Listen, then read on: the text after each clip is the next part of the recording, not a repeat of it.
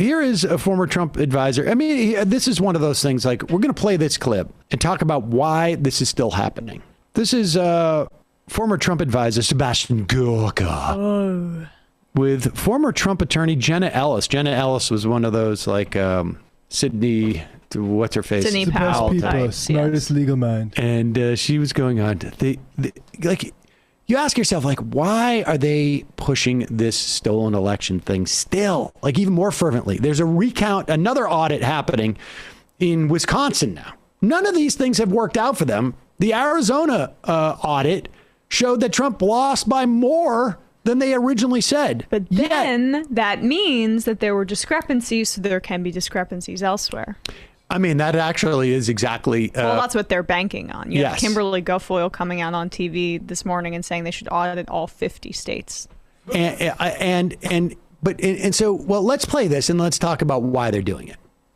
We know already that the election results in at least 5 of the swing states were irredeemably compromised. So we already have sufficient evidence for these states to decertify their electoral results. And so what this means is that the state legislatures would pass a resolution through both chambers that essentially say that the Secretary of State's certification that was sent to Congress was based on false or faulty information. And that then would trigger kind of a chain reaction, because then if at least 3 states do that and Joe Biden's electoral count drops below the requisite 270 count, then Congress is going to have to deal with that. Decertification is incredibly important for the record and to make sure that we are dealing with every legal vote counting and counting accurately.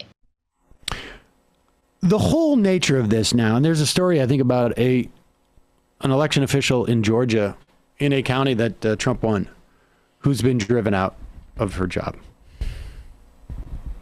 And this is happening all across the country. The difference is that they are looking at these states. Most of these states, generally the states that end up the pivot states for the election, generally are the same. There are, 6 or 7 states you could pick. And those 6 or 7 states, you can almost be sure, will dictate the next 3 or 4 or 5 national elections. And what they're doing is they are purging.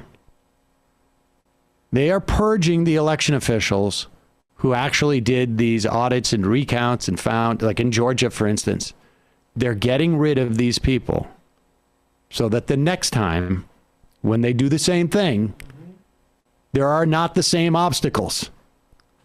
Yeah. That's what's going on here. It's sorting. It is sorting. And that's the A side of it. The B side is that they're going to recruit people to fill those positions. Well, yeah, of course. They're